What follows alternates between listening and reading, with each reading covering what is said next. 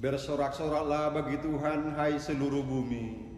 Beribadahlah kepada Tuhan dengan sukacita, datanglah ke hadapannya dengan sorak-sorai.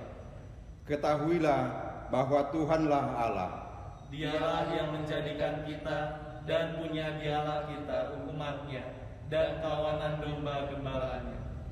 Masuklah melalui pintu gerbangnya dengan nyanyian syukur. Ke dalam pelatarannya dengan puji-pujian. Bersyukurlah kepadanya dan pujilah namanya. Sebab Tuhan itu baik, kasih setianya untuk selama-lamanya, dan kesetiaannya tetap turun-temurun.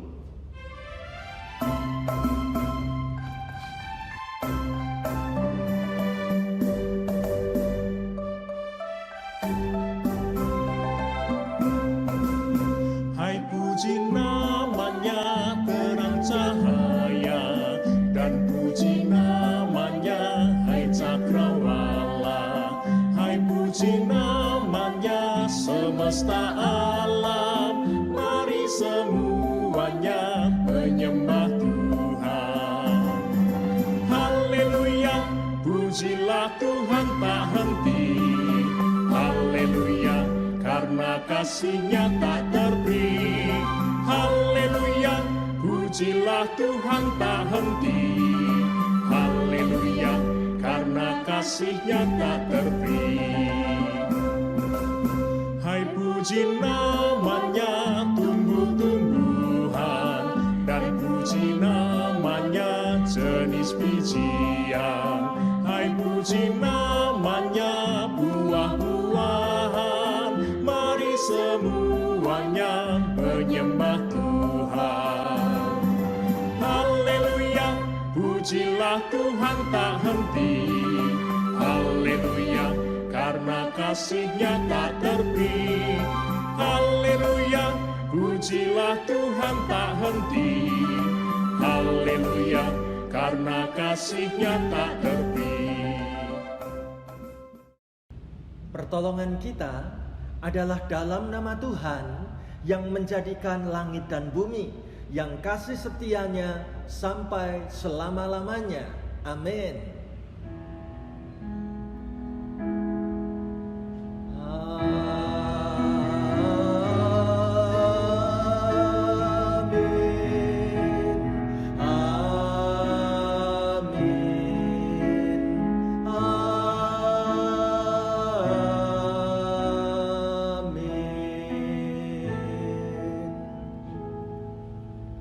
Kasih karunia dan damai sejahtera dari Allah Bapa kita dan dari Tuhan Yesus Kristus menyertai saudara sekalian. Dan menyertai saudara juga. Ibu bapak, saudara-saudariku yang terkasih, keluarga besar GKI Karanglewas tercinta. Hari ini, Minggu 30 Agustus tahun 2020, bersama-sama dengan gereja-gereja GKI, kebaktian kita mengangkat tema ibadah yang sama, yaitu tentang memahami yang dipikirkan Allah. Sebuah perenungan buat kita di awal ibadah ini. Sekian lamanya kita menjadi orang Kristen. Sungguhkah dalam perjalanan iman kita, ibu bapak, saudara-saudari dan saya, terus mau belajar untuk memahami apa yang dipikirkan Allah? Kiranya melalui kebaktian hari ini, kita semua terbuka hati untuk siap belajar memahami apa yang dipikirkan Allah. Terpujilah nama Tuhan.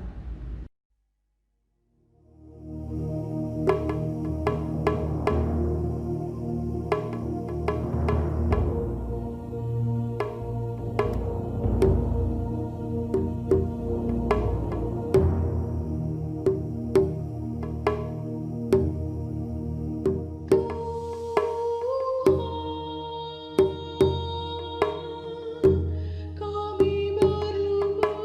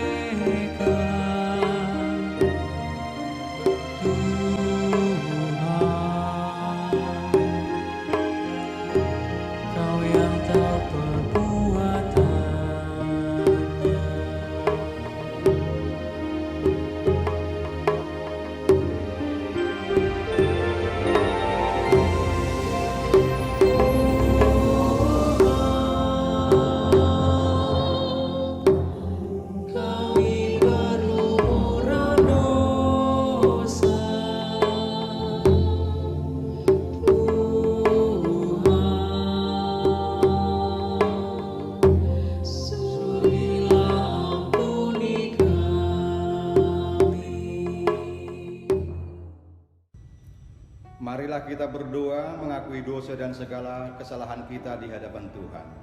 Jemaat dipersilahkan mengambil waktu teduh untuk berdoa secara pribadi.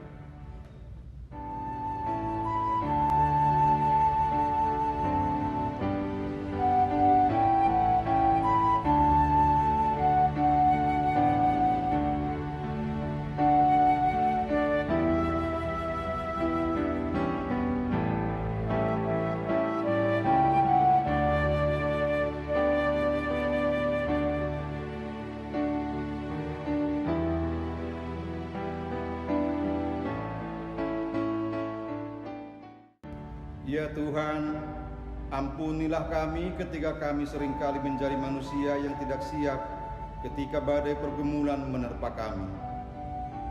Kami seringkali lebih fokus pada diri sendiri ketimbang fokus pada Engkau dan sesama di sekitar kami, sehingga kami lebih mudah menjadi pribadi yang ringan, melukai dan menyakiti hati orang-orang yang kami kasihi. Kami kerap berhenti pada kepuasan diri, sehingga kami lupa bahwa kami harus terus bergerak mempersaksikan Tuhan dimanapun kami berada. Ampuni, tolong dan perlengkapilah kami ya Tuhan. Di dalam nama Tuhan Yesus, kami berdoa, mengakui dosa dan kesalahan kami. Amin.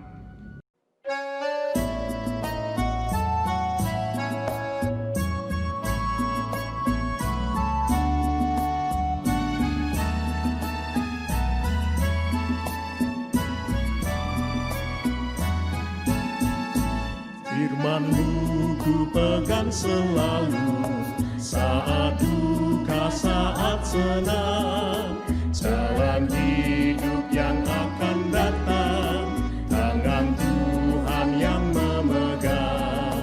Pencobaan menghimpit aku dan menjadi keluhanku, Firman-Mu ku pegang selalu, sayap-Mu tempat berteduh.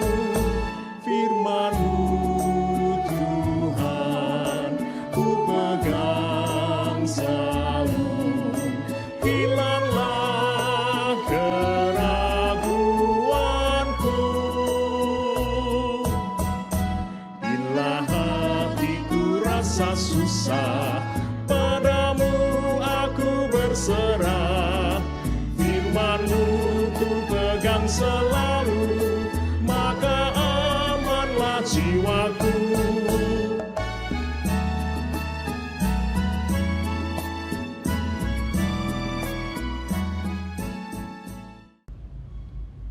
Mari kita menyiapkan diri kita menyambut pelayanan firman Tuhan. Kita berdoa bersama-sama.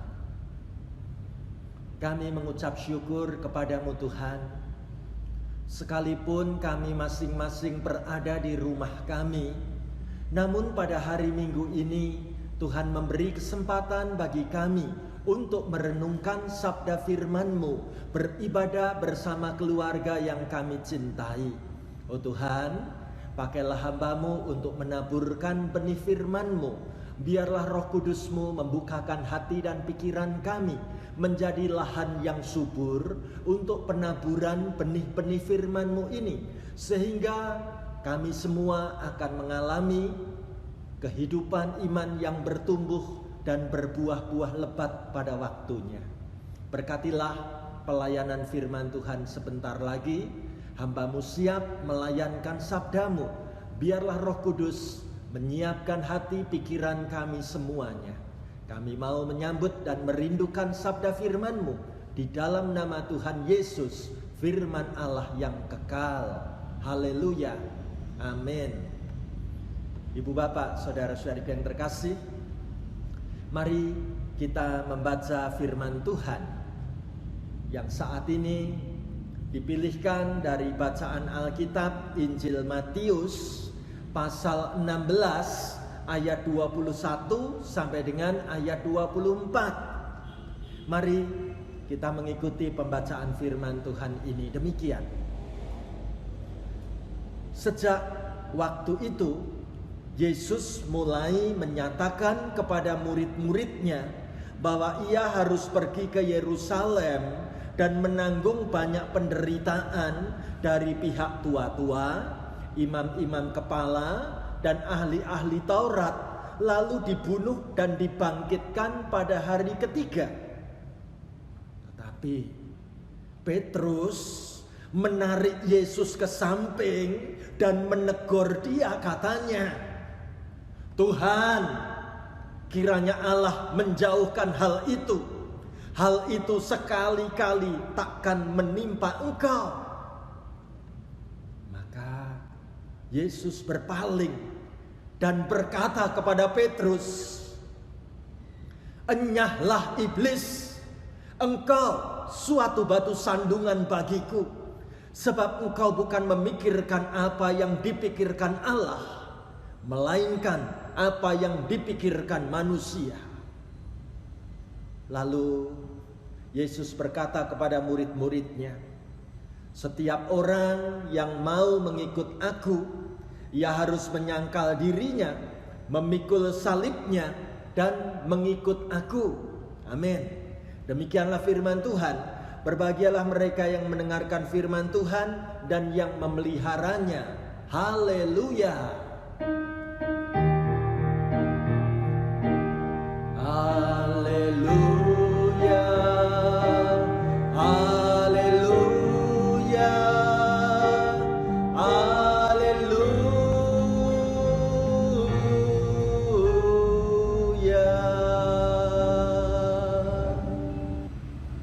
Ibu bapak, saudara-saudariku yang terkasih, inilah tema yang akan kita renungkan bersama dalam kebaktian hari ini, tentang memahami yang dipikirkan Allah. Di awal khotbah ini saya mau bertanya, mudahkah untuk memahami apa yang dipikirkan Allah? Saya jadi ingat sebuah kisah cerita yang menarik tentang seorang ibu. Setelah menikah, puji Tuhan, Tuhan karuniakan hadirnya bayi laki-laki yang sekian lama sudah mereka tunggu-tunggu. Saking sayangnya ibu ini pada bayinya, maka ia tidak ingin pernah jauh-jauh dari bayinya. Ia pun membelikan sebuah tempat tidur, box untuk berbaring bayinya. Box yang luar biasa menariknya, didesain supaya bisa dibuka nanti berdekatan dengan kasur mamahnya. Satu hari ibu ini memandang apa yang sedang dilakukan oleh suaminya. Suaminya ternyata sudah beberapa kali ini sering banget datang mendekat pada bayi yang ditaruh di dalam box ini. Diamat-amati, kadang-kadang sambil geleng-geleng kepala, sampai-sampai akhirnya sang istri ini bertanya, Papa baru takjub ya melihat gantengnya bayi kita ini ya." Tapi sang suami justru memandang aneh istrinya.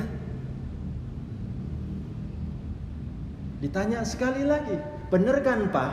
Papa baru takjub, kagum melihat bayi kita yang ganteng ini kan?" Suaminya geleng-geleng kepala. Bukan itu yang aku maksud. Ini bukan tentang bayi kita kok. Aku itu sedang berpikir, mengapa beli ranjang bayi ini harganya mahal banget. Ya. Ibu bapak, saudara yang terkasih, kisah cerita ini mau mengatakan bagaimana sulitnya memikirkan apa yang dipikirkan oleh orang lain. Apalagi sudah jadi suami istri sekalipun, belum tentu bisa saling memahami pikiran satu dengan yang lain. Terlebih-lebih kalau hari ini saudara dan saya diajak untuk belajar memahami apa yang dipikirkan Allah. Sungguhkah ada kisah Alkitab mencatat tentang peristiwa ini? Ayo kita lihat apa yang dicatat di dalam bacaan Injil Matius hari ini. Bagaimana satu kali Tuhan Yesus mengajak rombongan para murid untuk berangkat menyusuri perjalanan menuju ke area Kaisarea Filipi. Ibu bapak, saudara yang terkasih, ada apa? Sampai-sampai Tuhan Yesus merasa perlu mengajak rombongan para murid ini menuju wilayah Kaisarea Filipi. Bukankah kita tahu wilayah Kaisarea Filipi itu adalah tempat di mana penduduknya masih memuja patung-patung berhala? Lalu mengapa Tuhan Yesus mengajak rombongan para murid itu justru untuk berada di tempat seperti ini? Ternyata Tuhan Yesus punya maksud dan tujuan yang luar biasa untuk mengajak para murid sengaja memisahkan diri dari banyak orang yang mengikuti, karena Tuhan Yesus mau bercakap-cakap secara pribadi. Tuhan Yesus mau mengajak para murid ini sungguh-sungguh belajar mengetahui tentang siapakah sebenarnya Yesus yang mereka ikuti itu. Ibu bapak, saudara yang terkasih, menarik bagaimana percakapan Tuhan Yesus dengan para murid akhirnya berlanjut dengan kisah yang kita temukan dalam bacaan Injil hari ini. Ayo kita baca bareng-bareng Matius 16 ayat 21 dan 22. Saya ajak ibu bapak, saudara-saudari ikut membaca bareng-bareng saya ya. Yuk kita baca sama-sama begini. Sejak waktu itu Yesus mulai menyatakan kepada murid-muridnya bahwa ia harus pergi ke Yerusalem dan menanggung banyak penderitaan dari pihak tua-tua, imam-imam kepala dan ahli-ahli Taurat, lalu dibunuh dan dibangkitkan pada hari ketiga. Tetapi Petrus menarik Yesus ke samping dan menegur dia, katanya, "Tuhan, kiranya Allah menjauhkan hal itu sekali-kali takkan menimpa engkau." Ibu bapak, saudaraku yang terkasih, bagaimana Tuhan Yesus mulai menunjukkan tentang tujuan maksud karya keselamatan yang harus dikerjakan di dunia ini, dan ia merasa perlu untuk berterus terang kepada para murid bahwa perjalanan dari Kaisarea Filipi sebentar lagi akan menuju dan masuk ke kota Yerusalem. Itu adalah perjalanan penderitaan. Itu adalah perjalanan siap menanggung kesengsaraan, penganiayaan. Bagaimana Tuhan Yesus menjelaskan bahwa aku akan ditangkap, aku akan dibunuh. Ibu bapak, saudara yang terkasih, Yesus mulai menyatakan kepada para murid bahwa saatnya memang ia harus pergi ke Yerusalem untuk menyelesaikan tugas dan misinya sebagai Mesias. Inilah pertama kali dengan begitu jelas Tuhan Yesus mengungkapkan tentang penderitaan yang akan dihadapinya. Inilah saatnya Tuhan Yesus berbicara tentang masa depannya sebagai Mesias, sebagai anak manusia yang memang harus mengalami derita, mengalami siksaan, bahkan mati dalam karya keselamatan yang mesti dijalaninya. Mendengar pemberitahuan tentang hal ini, apa yang terjadi dengan para murid? Kita mengenal sosok Petrus, murid yang sangat reaksional. Apa yang segera dilakukan Petrus ketika Tuhan Yesus menjelaskan tentang karya keselamatan dan misi yang harus dikerjakannya? Alkitab memberitahu Petrus spontan saat itu juga segera menarik Tuhan Yesus ke samping. Pada saat Tuhan Yesus masih berbicara, langsung dihentikan, ditarik ke samping. Dan apa yang diucapkan Petrus kepada Tuhan Yesus? "Tuhan, kiranya Allah menjauhkan hal itu." hal itu sekali-kali takkan menimpa engkau. Ibu bapak, saudara-saudariku yang terkasih, mungkin kita bertanya-tanya, mengapa Petrus begitu nekat melakukan ini? Ada apa di balik sikapnya yang begitu spontan? Dan ada pemikiran apa dalam diri Petrus? Saya tertarik untuk menunjukkan kepada ibu bapak bahwa Petrus itu tidak ingin gurunya menanggung penderitaan, apalagi nanti sampai dibunuh oleh imam kepala dan para ahli Taurat. Petrus tidak rela kalau itu semua terjadi pada sosok guru yang sangat dikasihinya, sehingga Petrus nekat memberanikan diri untuk menarik Tuhan Yesus ke samping. Bahkan Petrus pun sempat menegur Tuhan Yesus.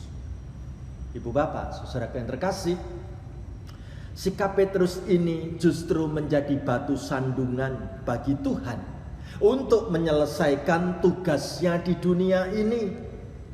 Petrus justru sedang menghalang-halangi perjalanan Tuhan Yesus menuju jalan salib.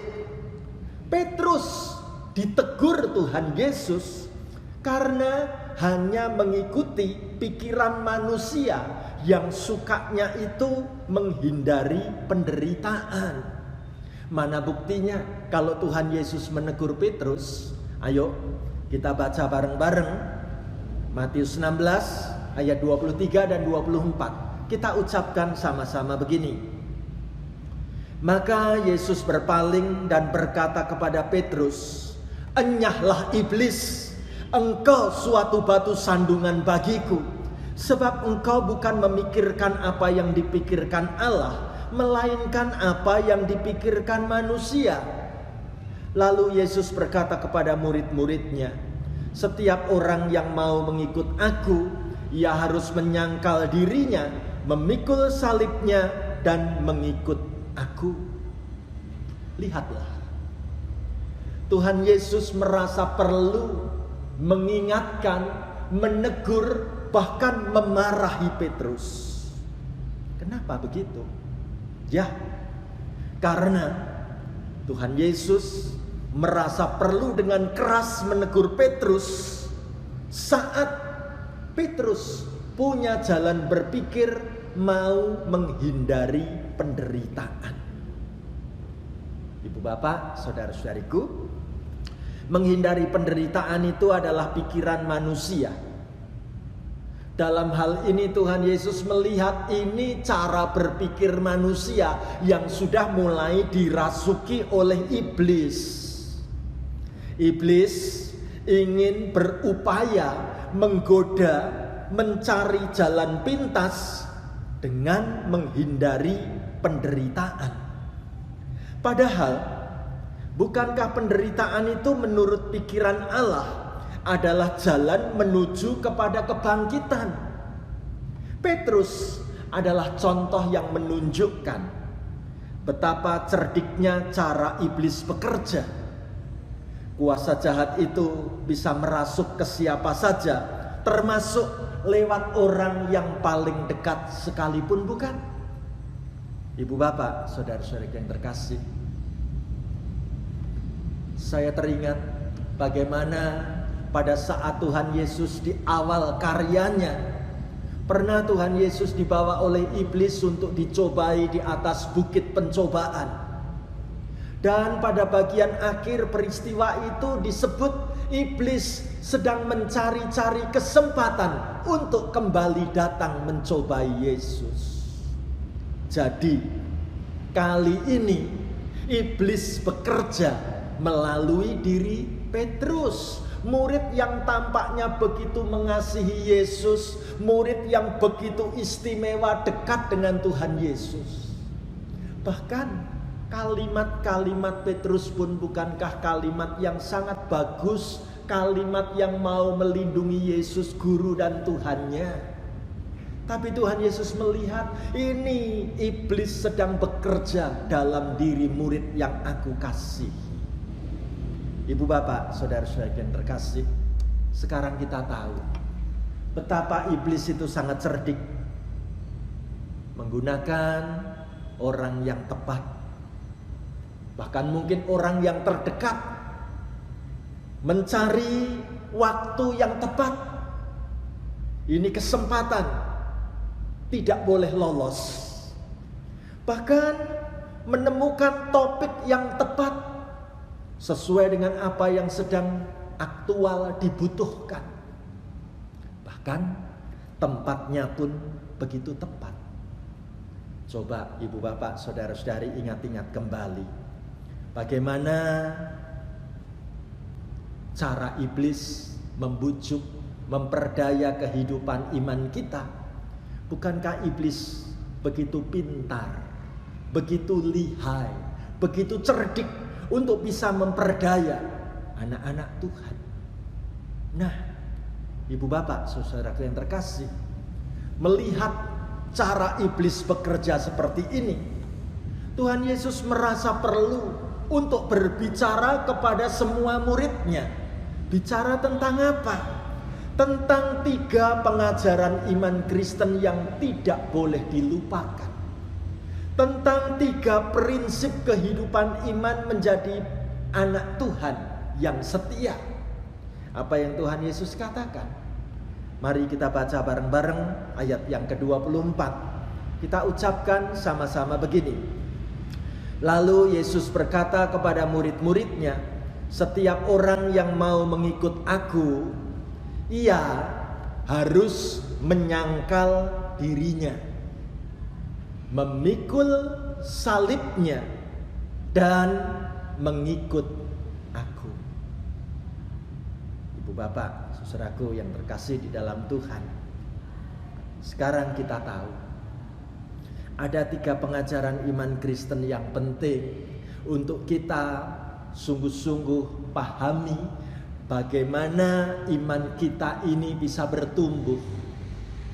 Yang pertama dengan menyangkal diri, yang kedua dengan memikul salib, dan yang ketiga dengan tetap mengikut Yesus. Ibu bapak, saudaraku, menyangkal diri itu artinya aku tidak akan mengutamakan apa yang aku pikirkan. Aku justru memikirkan kepentingan yang lebih luas. Aku rela kalaupun apa yang menjadi keinginanku itu harus digeser. Memikul salib artinya sekalipun konsekuensi resikonya harus menderita, tetap akan aku jalani. Dan prinsip ketiga, bagaimana aku tetap setia, lebih memilih mengikut Yesus sampai akhir hidupku. Ibu bapak, saudara yang terkasih, sekarang kita tahu, tanpa disadari, seringkali kita telah menjadi penasihat Allah. Seringkali tanpa kita sadari, kita lebih memilih untuk mengatur Allah melalui doa, melalui pikiran. Bahkan kadangkala kita ini tidak mau mengkoreksi siapa diri kita yang sesungguhnya. Ibu bapak, saudara yang terkasih, yang ada apa yang kita minta dalam doa itu supaya nanti Tuhan mengabulkan sesuai keinginanku, sesuai harapanku, dan Tuhan memberikan benar-benar seperti apa yang aku inginkan. Kalau sampai tidak dituruti, aku mutung. Aku gak mau lagi ke gereja. Aku mau pindah. Aku tidak lagi mau jadi orang Kristen. Dan ini mengingatkan saya dengan sosok seorang pemikir yang luar biasa, namanya Oswald Chambers. Ada kata-kata yang bagus bisa kita temukan di sana. Allah ada bukan untuk menjawab doa-doa kita, tetapi melalui doa-doa kita itu kita akan memahami pikiran Allah. Sudahkah doa-doa kita belajar memahami pikiran Allah? Nah, saya ingin menutup khotbah ini dengan sebuah kisah cerita tentang bagaimana kesaksian seorang ibu. Bapak Ibu, saudaraku yang terkasih, coba kita lihat gambar ini. Ada yang tahu ini gambar apa? Pasti dari rumah kita ngomong, Pak Stefanus, itu gambar tempe bacem kesukaanku. Tempe kalau dibacem manis, enak tenan. Ya. Ada lagi gambar yang menarik. Lah kalau ini, kalau ini tempe goreng yang renyah, enak sekali Pak Stefanus. Apalagi makannya sambil dicocol dengan sambal, keren.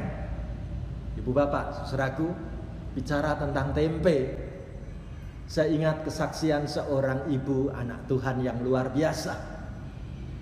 Dikisahkan bagaimana ketika ibu ini melahirkan anak, sang suami maksudnya mau menengok mengunjungi ke rumah sakit, tapi malah suaminya kecelakaan di jalan raya. Suaminya meninggal. Jadi ibu ini sejak punya anak tidak pernah didampingi oleh sang suami.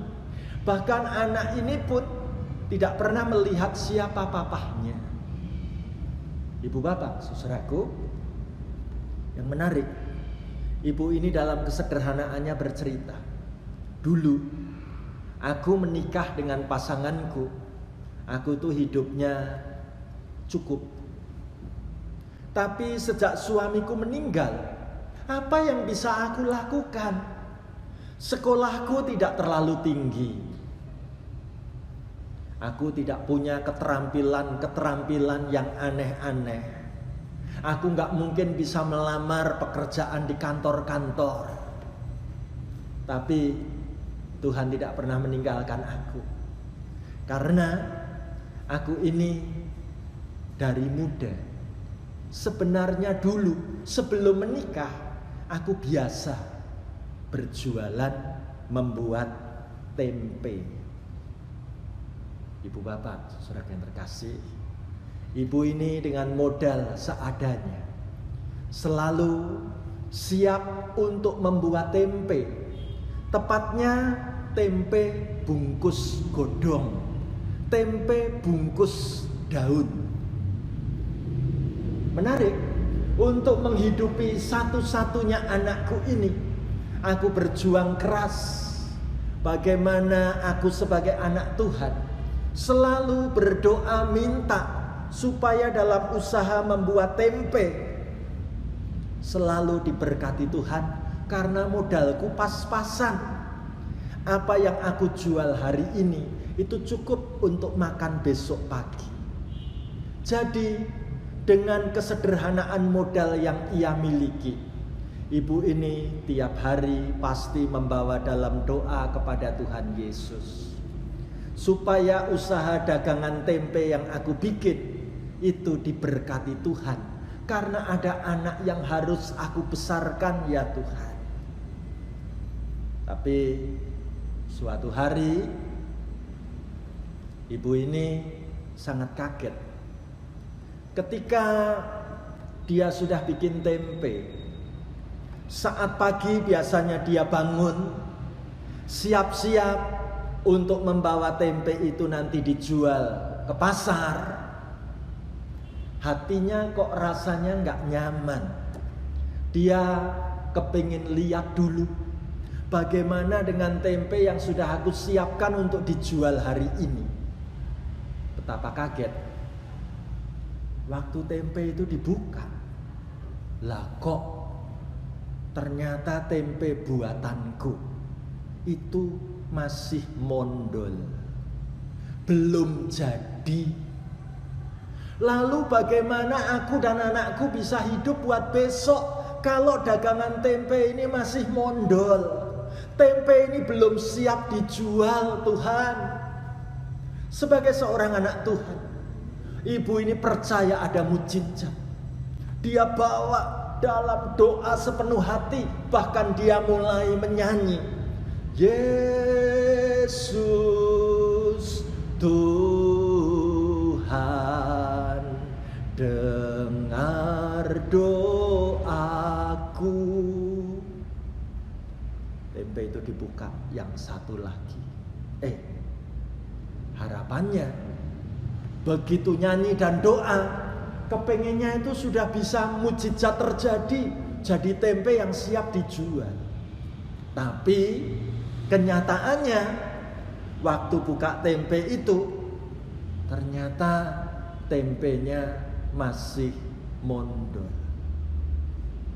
Ibu ini berpikir, kayaknya imanku ini sedang diuji.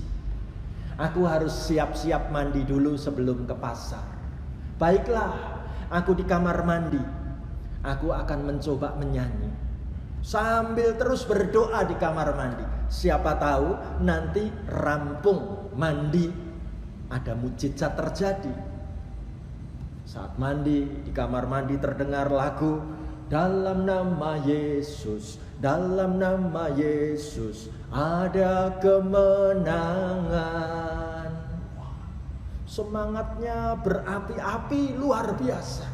Cepet-cepet andukan, cepet-cepet ganti baju.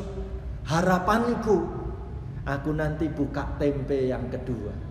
Sudah berubah, ada mujizat, tempe yang siap dijual. Tapi apa kenyataannya? Kenyataannya tempe itu tetap masih mondol. Apakah lemah iman ibu ini? Tidak. Dia seorang anak Tuhan yang tangguh. Demi anak, aku harus percaya mujizat-Mu Tuhan.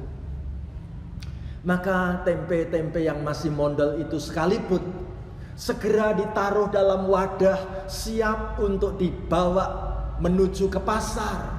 Dan tahukah kita, sepanjang jalan menuju ke pasar, apa yang dilakukan ibu ini? Luar biasa. Ibu ini sambil jalan melangkah menuju ke pasar, dia ingat satu lagu. Ketika ku berdoa, mujizat itu nyata. Benarkah ada mujizat itu nyata? Ibu bapak, saudara-saudariku, hati ibu ini deg-degan luar biasa. Sampai di pasar, dia buka meja dagangannya. Hatinya masih berharap ada mujizat. Satu persatu tempe itu ditaruh dalam nama Yesus. Ada mujizat. Aku pasti bisa menjual tempe ini karena sudah berubah. Tapi setelah semua dijejer-jejer di meja dagangannya, dia buka.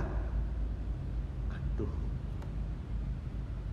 semua masih mondol. Yang ada hanya tetes air mata. Tuhan, bagaimana hidupku besok, mau makan apa? Kalau hari ini aku tidak bisa berdagang jualan tempe, kenapa Tuhan Engkau tidak mendengar doaku? Aku kurang minta apa padamu Tuhan? Aku kurang berserah macam apa padamu Tuhan? Aku sudah pasrah sungguh-sungguh. Tuhan lihat air mataku. Dengan sedih, tempe-tempe mondol itu dimasukkan ke dalam wadah untuk nanti aku bawa pulang. Air matanya terus bertetesan di pipi. Tapi tiba-tiba ibu ini didatangi seorang pembeli.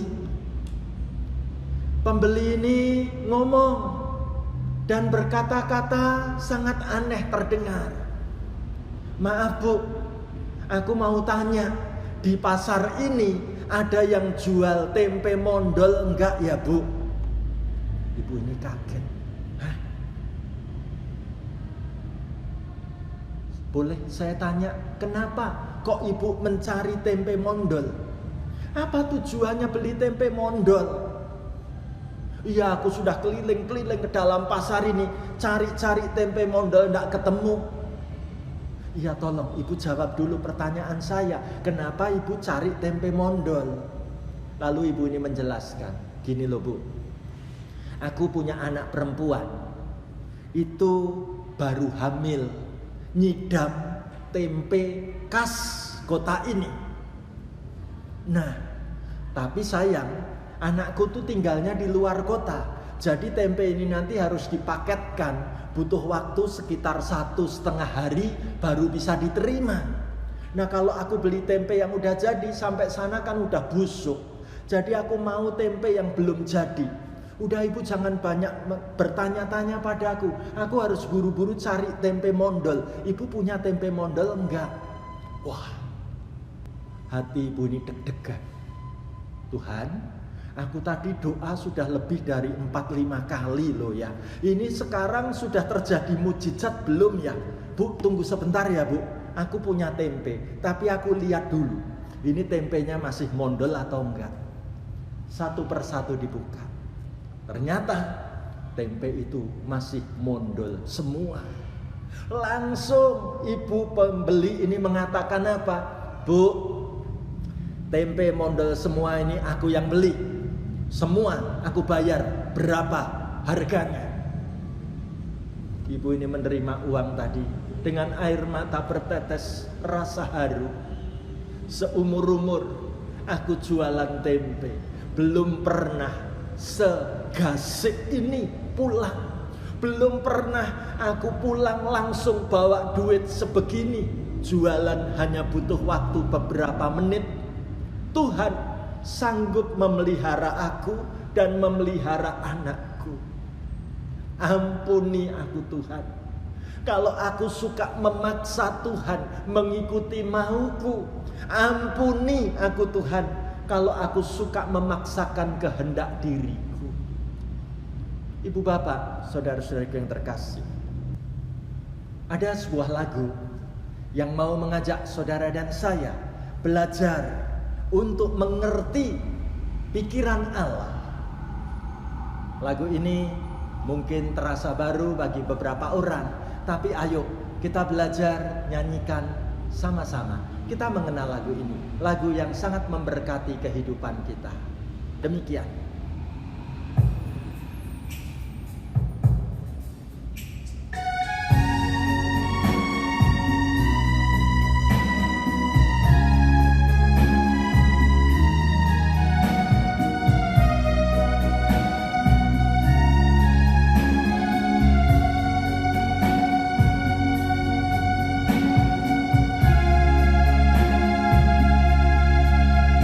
Sering ku tak mengerti jalan-jalan-Mu Tuhan, bagai di belantara yang gelap.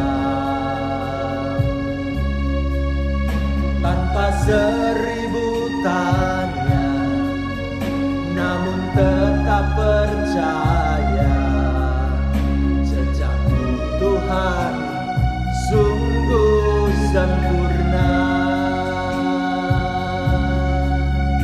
Sering ku tak mengerti jalan-jalan-Mu Tuhan, bagai di belantara yang gelap.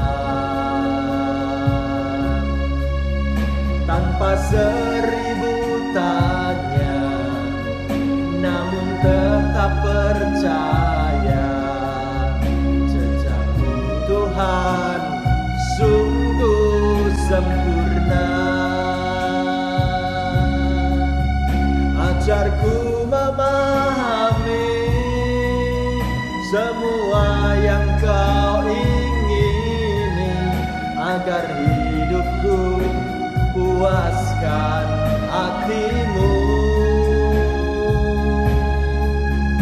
Bagi-Mu aku rela sepenuh hati menghamba, serahkan diri genapi firman-Mu.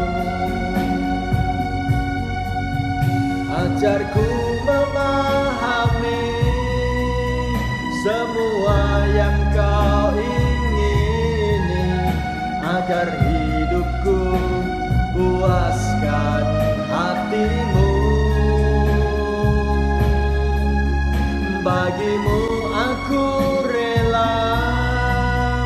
sepenuh hati menghamba, serahkan diri, genapi karyamu.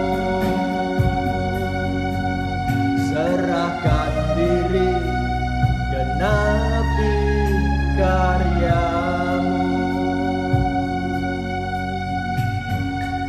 Biarlah musik memainkan lagu ini dengan lembut mengiringi doa-doa kita. Berdoalah.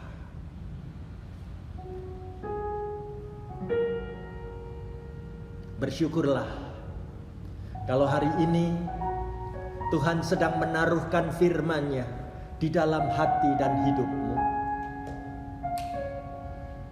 Berapa lama kita selama ini suka mengatur keputusan-keputusan Allah agar memenuhi apa yang kita doakan.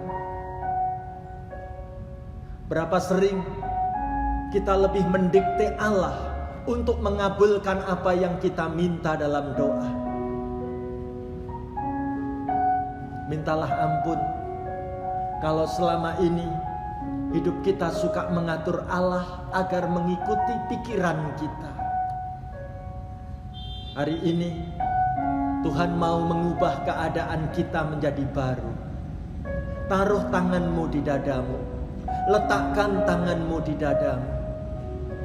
Mintalah tangan Tuhan membuka hati dan jiwamu, agar engkau mau untuk memahami apa yang dipikirkan Allah.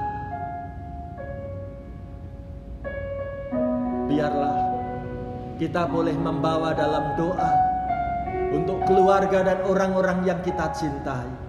Sebut nama mereka dalam doamu, agar mereka pun hidup dipimpin oleh rencana Allah.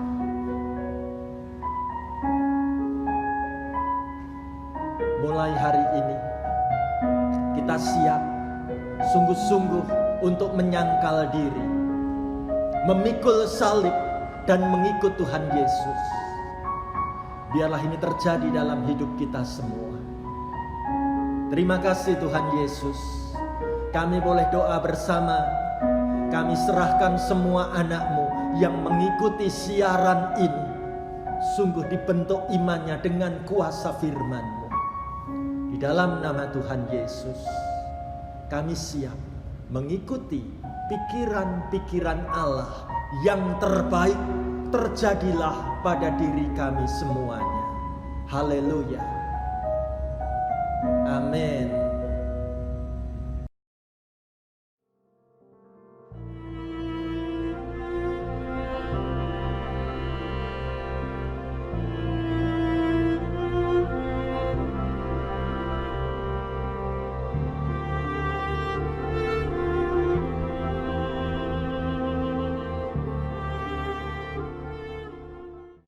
Marilah kita bersama dengan gereja di segala tempat dan sepanjang abad mengucapkan pengakuan iman rasuli yang berbunyi demikian.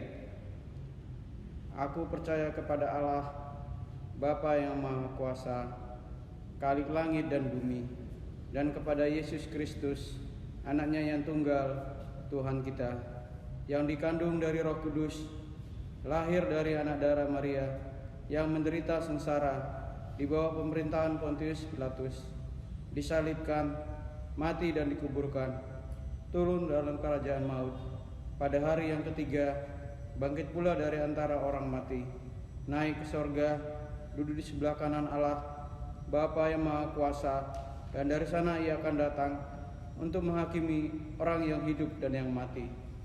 Aku percaya kepada Roh Kudus, gereja yang kudus dan am, persekutuan orang kudus, pengampunan dosa, kebangkitan orang mati, dan hidup yang kekal. Amin.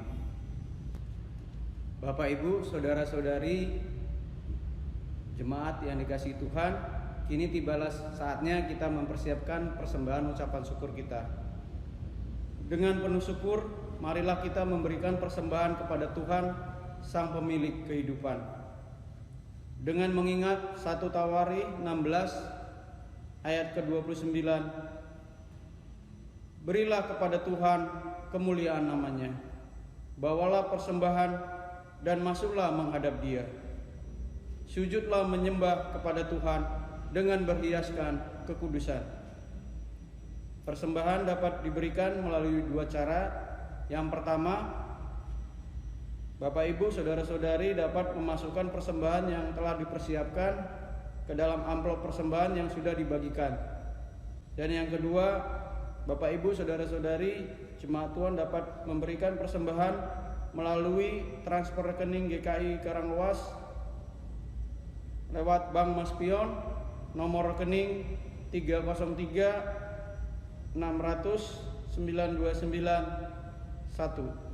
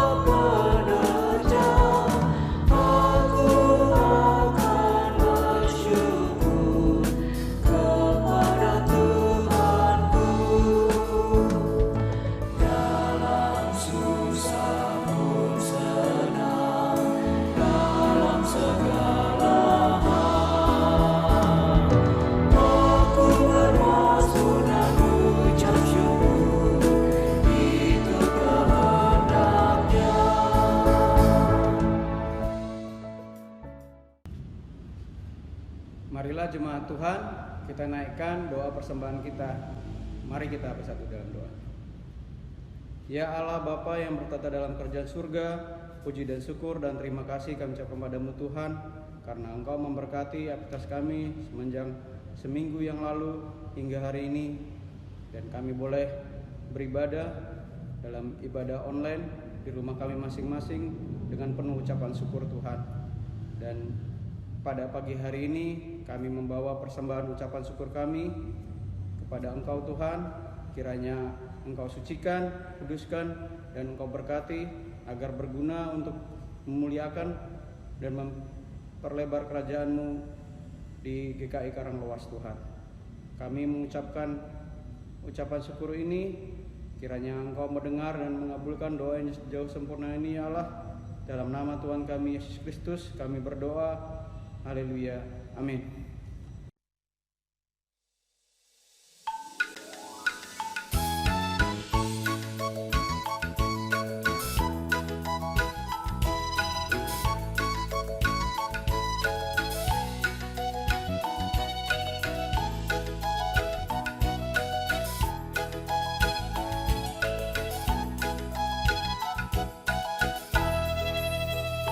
Bila badai hidup menerpa,